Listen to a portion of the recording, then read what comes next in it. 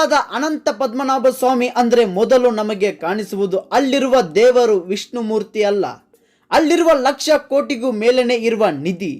ದಲಿತರಿಗೆ ಅಂದರೆ SC STಗೆ ಮೊದಲ ದೇವಸ್ಥಾನ ಒಳಗಡೆ ಪ್ರವೇಶ ಕೊಟ್ಟ ಗುಡಿ ಅನಂತ ಪದ್ಮನಾಭ ಸ್ವಾಮಿ ಗುಡಿ.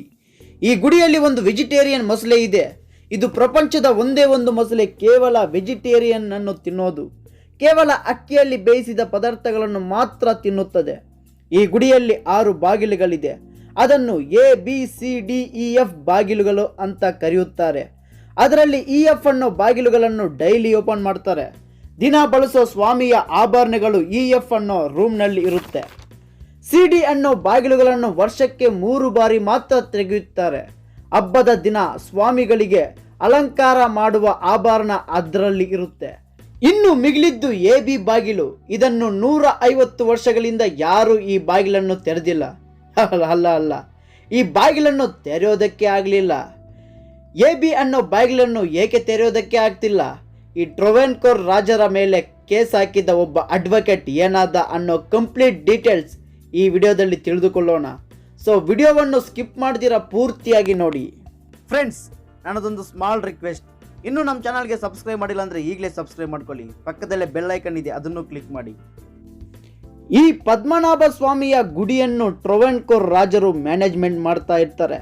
2007ರಲ್ಲಿ ಸುಂದರ್ ರಾಜನ್ ಅನ್ನೋ ಅಡ್ವೊಕೇಟ್ ಅನಂತ ಪದ್ಮನಾಭ ಸ್ವಾಮಿ ಗುಡಿಯಲ್ಲಿ ತುಂಬ ಸಂಪತ್ತು ಇದೆ, ಆದರೆ ಅದು ಮೆಲ್ಲಗೆ ಟ್ರೊವೆನ್ಕೋರ್ ರಾಜರು ಅದನ್ನು ದುರ್ಬಳಕೆ ಮಾಡುತ್ತಿದ್ದಾರೆ ಅಂತ ಸುಪ್ರೀಂ ಕೋರ್ಟಲ್ಲಿ ಕೇಸ್ ಹಾಕಿದ್ದ. ಇದರಿಂದ ಸುಪ್ರೀಂ ಕೋರ್ಟ್ ಇಮಿಡಿಯೇಟ್ ಆಗಿ ಅಲ್ಲಿರುವ ಎಲ್ಲ ಬಾಗಿಲನ್ನು ತೆರೆದು ಅಲ್ಲಿರುವ ಆಭರಣಗಳ ಲೆಕ್ಕ ಕೊಡಬೇಕು ಅಂತ ಸುಪ್ರೀಂ ಕೋರ್ಟ್ ತೀರ್ಪು ಕೊಡುತ್ತೆ. ಇದರಿಂದ 6 ಲಾಯರ್ಗಳು, 6 RBI ಸ್ಟಾಫ್, ಜರ್ಮನ್ ಟೆಕ್ನಾಲಜಿಯಿಂದ ಬಂದ ಸೈಂಟಿಸ್ಟ್ಗಳು ಎಲ್ಲರೂ ಸೇರಿ ಒಂದೊಂದು ಬಾಗಿಲುಗಳನ್ನು ತೆರೆದು ಅಲ್ಲಿರುವ CDEF ರೂಮಲ್ಲಿರುವ ಆಭರಣಗಳನ್ನು ಲೆಕ್ಕ ಹಾಕಿ B ಬಾಗಿಲು ಹತ್ತಿರ ಬರುತ್ತಾರೆ. ಆದರೆ ಅದು ಐರನ್ ಡೋರ್. ಅದರ ಮೇಲೆ 2 ಸರ್ಪಗಳು ರೀತಿ ಇರುವ ಆಕಾರ. ಅದನ್ನು ಎಷ್ಟು ಹೊತ್ತು ತೆಗೆಯೋದಕ್ಕೆ ಪ್ರಯತ್ನ ಮಾಡಿದರೂ ತೆಗೆಯೋದಕ್ಕೆ ಆಗಲಿಲ್ಲ. ಸರಿ, ಇದನ್ನು ನೆಕ್ಸ್ಟ್ ಓಪನ್ ಮಾಡಿದ್ರೆ ಆಯ್ತು ಅಂತ ಡೋರ್ A ಹತ್ರ ಬರುತ್ತಾರೆ.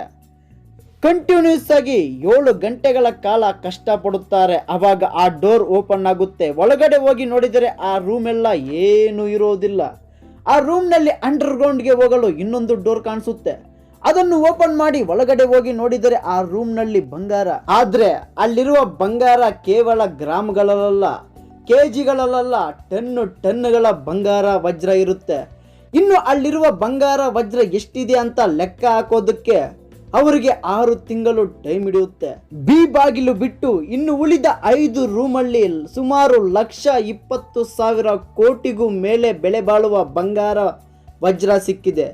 ನಿಮಗೆ ಗೊತ್ತಾ, ಅಲ್ಲಿವರೆಗೂ ನಮ್ಮ ದೇಶದ ಮೊದಲ ಸ್ಥಾನದಲ್ಲಿದ್ದ ತಿರುಪತಿ 48,000 ಕೋಟಿ. ಆದರೆ 2007ರಲ್ಲಿ ಅನಂತ ಪದ್ಮನಾಭ ಸ್ವಾಮಿ 1,20,000 ಕೋಟಿಯಿಂದ ಮೊದಲ ಸ್ಥಾನ ಪಡೆದುಕೊಂಡು ತಿರುಪತಿ 2ನೇ ಸ್ಥಾನದಲ್ಲಿದೆ.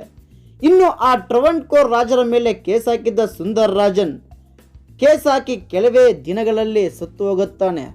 ಇನ್ನು ಆ ಡೋರ್ಗಳನ್ನು ಓಪನ್ ಮಾಡಿದವರ ಒಬ್ಬ ತಾಯಿ ಸಹ ಮರಣ ಹೊಂದುತ್ತಾಳೆ. ಇದರಿಂದ ಆ B ಡೋರ್ ಅನ್ನು ಓಪನ್ ಮಾಡೋಕ್ಕೆ ಭಯ ಪಡ್ತಿದ್ದಾರೆ. ಅಷ್ಟೇ ಅಲ್ದಿರ ಆ ಡೋರ್ ಅನ್ನೋದು 2 ಸರ್ಪಗಳು ಕಾವಲು ಕಾಯ್ತಿದೆ. ಹಾಗೆ ಆ ಡೋರ್ ಹಿಂದೆ ಸಮುದ್ರ ಕನೆಕ್ಟ್ ಆಗಿದೆ. ಒಂದು ವೇಳೆ ಓಪನ್ ಮಾಡಿದ್ರೆ ಸುನಾಮಿ ಬಂದು ಕೇರಳ ರಾಜ್ಯವನ್ನೇ ಮುಳುಗಿಸಬಹುದು. ಇನ್ನು ಆ ಡೋರ್ ಓಪನ್ ಮಾಡೋಕ್ಕೆ ಒಂದು ಮಂತ್ರ ಇದೆ. ಯಾರು ಕರೆಕ್ಟ್ ಆಗಿ ಮಂತ್ರವನ್ನು ಹೇಳುತ್ತಾರೋ ಆಗ ಆ ಡೋರ್ ಅದೇ ಆಟೋಮೆಟಿಕ್ ಆಗಿ ಓಪನ್ ಆಗುತ್ತೆ ಅಂತ ಹೇಳ್ತಿದ್ದಾರೆ. ಸೊ ಈಗ ಅನಂತ ಪದ್ಮನಾಭ ಸ್ವಾಮಿಗೆ ಇಷ್ಟೊಂದು ಸಂಪತ್ತು ಎಲ್ಲಿಂದ ಮತ್ತು ಹೇಗೆ ಬಂತು ಅಂತ ತಿಳಿದುಕೊಳ್ಳೋಣ. ಅನಂತ ಪದ್ಮನಾಭ ಸ್ವಾಮಿ ನಿಧಿ ಅನ್ನೋದು ಕೇವಲ ರಾತ್ರಿಗೆ ರಾತ್ರಿ ಹುಟ್ಟಿ ಬಂದಿದ್ದಲ್ಲ. 2000 ವರ್ಷದಿಂದ ಈ ನಿಧಿಯನ್ನು ಕೂಡಿ ಇಕ್ಕಿದ್ದಾರೆ. ಈ ನಿಧಿ ಅನ್ನೋದು 5 ರೀತಿಯಾಗಿ ಶೇಖರಣೆ ಆಗಿದೆ. ಅದರಲ್ಲಿ ಮೊದಲನೆಯದ್ದು ಗಾಡ್ ಟ್ಯಾಕ್ಸ್. ಟ್ರೊವೆನ್ಕೋರ್ ರಾಜರು ವಿಷ್ಣು ಮೂರ್ತಿಗೆ ಭಕ್ತರು. ಇದರಿಂದ ಅವರ ರಾಜ್ಯದಲ್ಲಿರುವ ಪ್ರಜೆಗಳಿಗೆ ಅವರು ಎಷ್ಟು ಸಂಪಾದಿಸುತ್ತಾರೋ ಅದರಲ್ಲಿ ಸ್ವಲ್ಪ ಭಾಗ ಅನ್ನೋದು ದೇವರಿಗೆ ಕೊಡಬೇಕು. ನಂಬರ್ 2, ಯುದ್ಧ. ಟ್ರೊವೆನ್ಕೋರ್ ರಾಜರು ಪಕ್ಕ ರಾಜ್ಯಗಳ ಮೇಲೆ ಯುದ್ಧ ಮಾಡಿ ಅಲ್ಲಿರುವ ಆಭರಣಗಳು ತಂದು ದೇವರಿಗೆ ಅರ್ಪಣೆ ಕೊಡುತ್ತಿದ್ದರು. ನಂಬರ್ 3, ಉಡುಗೊರೆಗಳು. ಆ ಕಾಲದ ತುಂಬಾ ರಾಜರು ವಿಷ್ಣು ಭಕ್ತರು. ಇದರಿಂದ ದೊಡ್ಡ ಮೊತ್ತದಲ್ಲಿ ಆಭರಣಗಳು ಇಲ್ಲ ವಜ್ರ ರೂಪದಲ್ಲಿ ಉಡುಗೊರೆಯಾಗಿ ಕೊಡುತ್ತಿದ್ದರು. ನಂಬರ್ 4, ಮಹಾರಾಣಿ ಗೌರಿ ಲಕ್ಷ್ಮೀಬಾಯಿ ಕಾಲದಲ್ಲಿ ಟ್ರಾವನ್ಕೋರ್ ರಾಜ್ಯದಲ್ಲಿರುವ ದೇವಸ್ಥಾನಗಳಲ್ಲಿರುವ ಆಭರಣಗಳೆಲ್ಲ ಅನಂತ ಪದ್ಮನಾಭ ಸ್ವಾಮಿ ಗುಡಿಯಲ್ಲೇ ಮುಚ್ಚಿಕುತ್ತಿದ್ದರು. Number 5, black pepper. ಪ್ರಪಂಚದಲ್ಲೇ ಹೈಯೆಸ್ಟ್ ಪ್ರೊಡಕ್ಷನ್ ಆಗುವುದು ಕೇರಳದಲ್ಲಿ. ಆ ಕಾಲದಲ್ಲಿ ಬ್ಲ್ಯಾಕ್ ಪೆಪ್ಪರ್ಗೆ ತುಂಬ ಡಿಮ್ಯಾಂಡ್ ಇರೋದು. ಎಷ್ಟಿತ್ತು ಅಂದರೆ 1 kg ಬ್ಲ್ಯಾಕ್ ಪೆಪ್ಪರ್ ಕೊಟ್ಟರೆ ಅದಕ್ಕೆ ಬದಲಾಗಿ 1 kg ಗೋಲ್ಡ್ ಇಲ್ಲ ಡೈಮಂಡ್ ಕೊಡಬೇಕಿತ್ತು. ಸೊ ಇದರಿಂದ ಕೇರಳದಿಂದ ಎಷ್ಟು ಬ್ಲ್ಯಾಕ್ ಪೆಪ್ಪರ್ ಔಟ್ಸೈಡ್ ಹೋಗುತ್ತಿತ್ತೋ ಅಷ್ಟೇ ಬಂಗಾರ ಇಲ್ಲ ವಜ್ರ ಕೇರಳ ಒಳಗೆ ಬರುತ್ತಿತ್ತು. ಸೊ ಹೀಗೆ 5 ರೀತಿಯಲ್ಲಿ ಕೇರಳಗೆ ಸಂಪತ್ತು ಅನ್ನೋದು ಬಂದಿದ್ದೆಲ್ಲ ಟ್ರಾವನ್ಕೋರ್ ರಾಜರ ಕೋಟೆಯಲ್ಲಿ ರಾಶಿಯಾಗಿ ಕೂಡಿಕ್ಕಿತ್ತು. ಆದರೆ ಇಷ್ಟು ಸಂಪತ್ತನ್ನು ಸೀಕ್ರೆಟ್ ಆಗಿ ಮುಚ್ಚಿಡಲು ಕಾರಣ, ಅನಂತ ಸಂಪತ್ತು ಟ್ರಾವನ್ಕೋರ್ ರಾಜ್ಯದಲ್ಲಿದೆ ಅಂತ ತಿಳಿದುಕೊಂಡ ಪೋರ್ಚುಗೀಸ್ ಅಂಡ್ ನೆದರ್ಲ್ಯಾಂಡ್ ದೇಶದವರು ಟ್ರಾವನ್ಕೋರ್ ರಾಜ್ಯ ಮೇಲೆ ಅಟ್ಯಾಕ್ ಮಾಡುತ್ತೆ. ಆದರೆ ಟ್ರಾವನ್ಕೋರ್ ರಾಜ್ಯದವರು ಅವರನ್ನು ಸೋಲಿಸುತ್ತಾರೆ. ಅದೇ ಸಮಯದಲ್ಲಿ ಟಿಪ್ಪು ಸುಲ್ತಾನ್ ಸಾಮ್ರಾಜ್ಯ ರಾಜ್ಯಗಳನ್ನು ಸೋಲಿಸುತ್ತಾ ದಂಡಯಾತ್ರೆ ಮಾಡಿ ಕೇರಳದ ಅರ್ನಾಕುಲಂವರೆಗೂ ಬಂದು ಬಿಡುತ್ತಾರೆ. ಆದರೆ ಟ್ರಾವನ್ಕೋರ್ ರಾಜನಿಗೆ ಆವಾಗ ಟಿಪ್ಪು ಸುಲ್ತಾನನ್ನು ಎದುರಿಸುವ ಕೆಪಾಸಿಟಿ ಇರಲಿಲ್ಲ. ಇದರಿಂದ ದೇವರ ಸಂಪತ್ತು ಅನ್ನೋದು ಕಳ್ಳರ ಪಾಲು ಆಗಬಾರದೆಂದು 6 ಡೋರ್ಗಳನ್ನು ಸೀಕ್ರೆಟ್ ಆಗಿ ತಯಾರು ಮಾಡ್ತಾನೆ. ಆದರೆ ಟಿಪ್ಪು ಸುಲ್ತಾನ್ 1799ರಲ್ಲಿ ಮರಣ ಹೊಂದುತ್ತಾನೆ.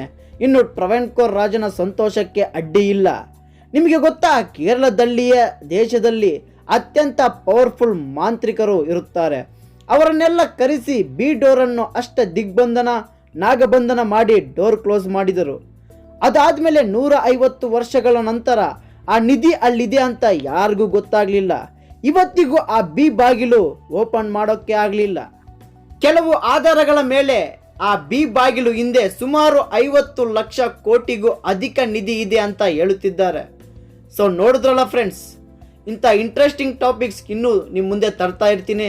ಸೊ ವಿಡಿಯೋ ಇಷ್ಟ ಆದರೆ ತಪ್ಪದಿರ ಲೈಕ್ ಮಾಡಿ, ಹಾಗೆ ಸಬ್ಸ್ಕ್ರೈಬ್ ಮಾಡ್ಕೊಳ್ಳಿ. ನಿಮ್ಮ ಫ್ರೆಂಡ್ಸ್ಗೂ ಈ ವಿಡಿಯೋನ ಶೇರ್ ಮಾಡಿ. ನೆಕ್ಸ್ಟ್ ವಿಡಿಯೋದಲ್ಲಿ ಸಿಗೋಣ. ಅಲ್ಲಿ ಗಂಟ ಕೀಪ್ ಸ್ಮೈಲಿಂಗ್. Thank you.